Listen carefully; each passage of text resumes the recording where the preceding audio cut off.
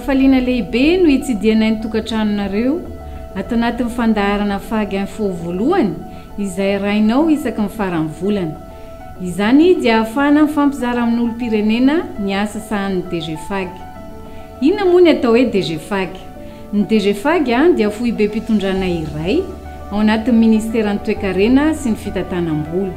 Ao anatin'izany asa izany ny fikarakarana ny karamam-piasam-panjakana, ny fisotrondronono, ny fitantanana amin'ny fananam-panjakana toy ny fiara, ny trano, ary ny famolavolana sy ny fitsitsarana ny teti-bolam-panjakana. Ety am-piandohany ary dia mandefa amin'ny fialantsiny izay eto amin'ny fandaharana amin'ny voambolana teknika izay tsy nadika amin'ny teny malagasy mba hanamora kokoa ny fahazahoantsika ny fanazavana. Anio dia ny momba ny validation des services précaires no lohahevitra izay tolotry ny tompon'andraikitra amintsika.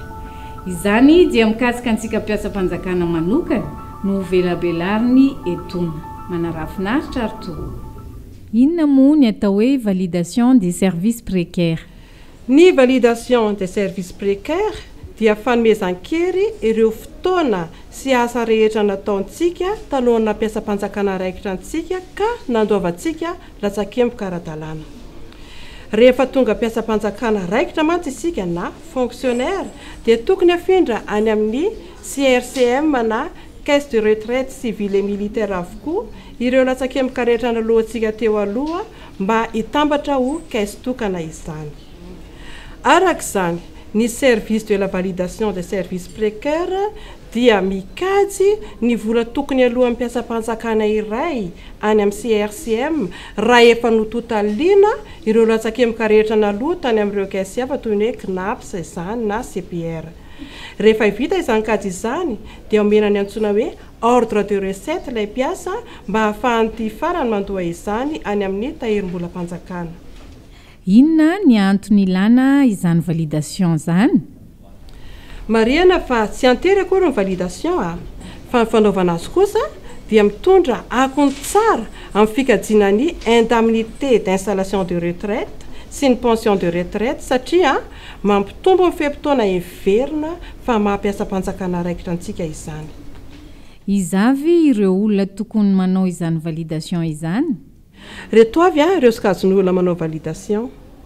Ao ireo efa niasa tany amin'ny sehatra tsy miankina ka tonga mpiasam-panjakana raikitra taty aoriana fa kosa tsy maintsy nandoa latsakemboka tany amin'ny CNAPS. Ao ireo efa nandalo ECD na ELD na EFA ka nandoa latsakemboka tany amin'ny sehatra misy azy avy. Ao ireo vadina velan'ny maty ary eo kosa ireo kambody latsaky ny 2 taona. Inona ny olana hita amin'ny tsy fanaovana validation? Ny olana tena tsapa aloha dia ny tsy fahafantaran'ny mpiasam-panjakana ny antsoina hoe validation. Jereo any reto tranga manaraka reto hoe manahoana tompoko? Miarahaba to. Saika anontany momba ny resaka validation zafady. Ny asa tamin'ny sehatra tsy miankina manko taloha amin'ny dirako tamin'ny fanjakana. Tafiditra ECD ary lasa EFA avy eo. Voavaly volana zay naray an'ilay arrêté d'intégration ako. Tena tsara fatongavany madama.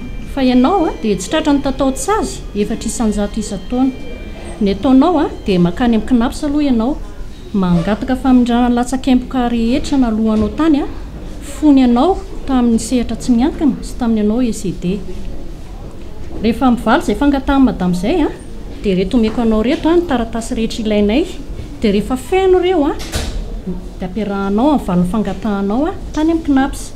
Apetraka izany ao amin'ny varavarana 7-12 atao aminay ihany na ny amin'ny sampandraram-paritra misy anao. Dia hokajianay avy amin'ireo ny fameno tokony ho alohanao tany amin'ny CNAPS fony ianao tamin'ny sehatra tsy miankina sy tamin'ny ECD. Ary hokajianay ihany koa fameno tokony alohanao amin'ny CPR fony ianao contractuel.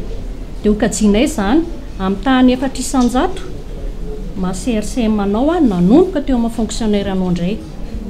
Rehefa vita ny fikajiana dia omena ao anao ny atao hoe ordre de recette. Io taratasy ahafahanao mandoa an'ilay sora-bola any amin'ny tahirim-bolam-panjakana na any perception misy anao.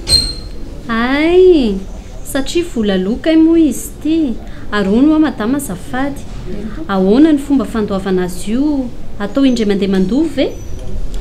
tena volaloha tokoa io validation io madama sainga azonao atao no manantona ny sampandrara mikarakara ny karama etsy ambanidia na ny amin'ny sampandraraparitra misy anao mangataka ianao ny atao hoe précompte sur solde anefana tsy kelikely amin'ny soraboly io amin'ny karamanao. Misaotra betsaka tompoko fa nahafa-po ny fandraisana. Tsisy fisaorana tompoko raha sondrindro. Miaraba tompoko zany hoe ny tenako dia mpiasa ny commune talohany nampiasa mpanjakana dia nandalo ECD sy ELD ny tenako dia mba saika anytany tompoko hoe inona avy moa zany no tokony ataoko raha hanao an'ilay validation azafady. Eny tompoko reto meko anao reto ny taratarasy rehetra ilainay ankoatr'ireo nefany dia ilainy dia tena ilainy tokoa ny relevé de cotisation CPR tamin'ny anao ELD miaraka amin'ny référence sy ny mandat de versement izay natrotsahan'ny mpampiasanao an'ireo latsakemboko ireo tany amin'ny tahirim-bola mpanjakana. Tsy ho anareo commune rery nefa ny ilana io taratasy io fa ho an'ny mpiasa budget autonome rehetra. Ma ECD anao indray dia ilainy akio ny taratasy avy any amin'ny CNAPS izay manambara mazava tsara mamaritra ihany koa ny fotoana natrotsahan'ny mpampiasanao latsakemboko sy milazalaza koa io taratasy io sorabola fanaraka amin'ny asa nataonao. Mariko tsara fa ny fotoana rehetra izay voalaza ny taratasy ireo ihany no azo valideny eto aminay ary ankajiana ihany koa fisotrondrononao rehefa tonga retirety ianao. Mazava tsara iny tompoko fa mba misy fanontaniana ray ho azafady misy dadatoako izay efa misotro ronono taraina nefa izy fa kely dia kely ny pension raisiny ka hono mbola mba azo ny atao ve ny manao validation andreo service nataony taloha nampiasa mpanjakana azy na dia izy efa misotro ronono zao azy. Entaniny ramsea namana sy ny mpiara-miasa rehetra fa amperinasa no angatana validation fa nazana tsy zany ho any dadatoanao dia azo ny atao no mangataka indray eto aminay na dia efa misotro ronono ary izy dia raisinay fangatahany saingy manatombo kely ny fotoana fikarakarana satria miandro ny atao hoe levé de prescription mivaly zay vao afaka manomboka ny asa. Mazava tsara fa dia misaotra betsaka tompoko. Tsisy fisaorana tompoko. Manaona tompoko. Manao any ana tompoko. Saika mametraka fanontaniana ange tompoko azafady. Tsy zany mantsy fa efa ela ihany no mikarakara ny pensionko dia ny olona hoe mila miandry an'izany ordre de recette zany hony ka saika antany hoe roviana ihany le ordre de recette no vita mba ahafahako misitraka n'ilay fisotrondrononiko.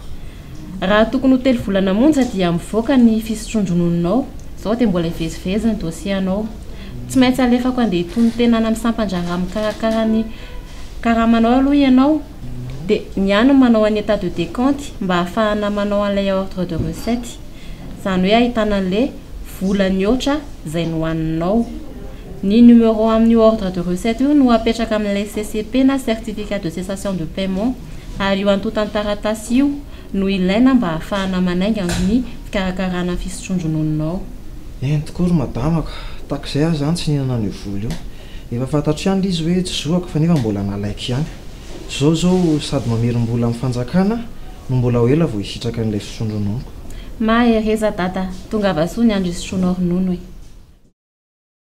Maromaro an'izay ndray promotion mpisotro ronono e dia misy madama izay tena mitovy amiko mihitsy izy mitovy ny taonanay mitovy ny taona nanomponay tato amin'ny fanjakana mitovy ny isan'ny ankizy hatramin'ny diplôma raha mitovy fa ny tena mampalahelo ahy madama dia kely ny pension raisiko rehefa mandraiky raha oharina amin'ny azy asa dia mba nisy mitovizana kely kosa e ohatra miasa tamin'ny sehatra tsy niankina izy talohan'ny idirana tato. Tena mitovy ka fa zany efa nanao fanadihadiana e dia hoe zaho hono tsy nanao validation mahakely ny vola raisiko. Ay mazava ary tsy efa nikarakaraina daholo ve zay antota taratasy mikasika an'izay zany. Ie efa nanao fangatahana an'ilay validation dia nanao an'ilay levé de prescription dia efa azoko ny ordre de recette efa voalohako soma tsara le izy dia nakany amin'ny sampandrara mpikarakara amin'ny fisotrondronono dia ny tany ny teny hoe mbola miandro ordre de recette na reversement CPR indray hony dia tsy azoko madama efa voalohako ve le ordre de recette na validation dia ataonareo mandoha an'ity ordre de recette na reversement CPR ty indray aza manana eny alors avec tsotsotra aminao zavatra nitranga tamin'ny ianao nandeha nisotro ronono dia tsy nanao validation fa tonga dia nandeha sotro ronono hany ka lasa caisse rono no nandraisanao en pension anao. Teo ny CPR izay nandraisanao any ampahany tsy vitanao validation ary teo ny CRCM nandraisanao ny ampahany amina mpiasam-panjakana raikitra anao. Ankehitriny vitanao validation anao lasa caisse ray ihany zany no mandoa en pension anao. Zany hoe tsy maintsy averinao amin'ny CPR ilay volana voakany. Io no atao hoe reversement CPR. Ay kosa dia tsy mandoninina ntsony zany a. Tsy misy vola lotsony ka sora-bolan-drasany sampandrara mikarakara ny fisotrondronono sisany io. Ay misaotra indrindra anaka miandry ny rariny a zany a. Tsisy saorana rea. Inona ary ny toromarika tsara tadidiana mikasika ny validation? Reto ary misy tebaka vitsivitsy tsara ho tadidiana. Voalohany ao anatin'ny herintaona na raisana ny didim-pitondrana na mpiasam-panjakana raikitra na arrêté d'intégration no fotoana tsara indrindra anaovana ny validation. Fa raha adily izay fempotona izay dia miatra avy hatrany ny tataon-tsazy 4 isan-jato isan-taona. Marihana fa amin'ny fotoana izay nandaovana latsaikempoka ihany no miatra amin'ny validation. Noho izany dia tsy tokony ianao atsirambana velively ny fantoavana ny latsakempoka ny mpiasa izay andreketantsika isika tompona andraikitra ny fikarakarana ny mpiasa, indrindra isika any amin'ny commune sy any amin'ny établissement public satria manjary very ny zo ny mpiasantsika.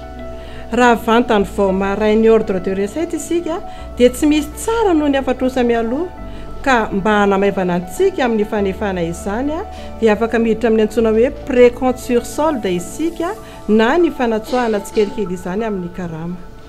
Farany dia aoka resika tsy alaim-panahy ka handray ny karama izay tsy ananantsika zo intsony rehefa tonga ny daty andehanana misotro ronono na hoe misy avantsika maty izany satria tsy maintsy hoe faina ireny ka hiteraka fahasahirananao antsika indray ny fanefana azy rehefa mikarakara ny pension isika.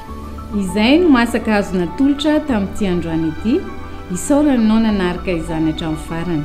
Raha mila fanazavana fanampiny dia tsy dio ny tranonkalan'ny DGFAG izay misoratra eo ambany na antsohy ny laharana 034 20 985 69. Ny tena kosa dia manome fotoana ho anao indray amin'ny faran'ny volana manaraka ao anatin'ny lohahevitra vaovao hafa. Veloma toa.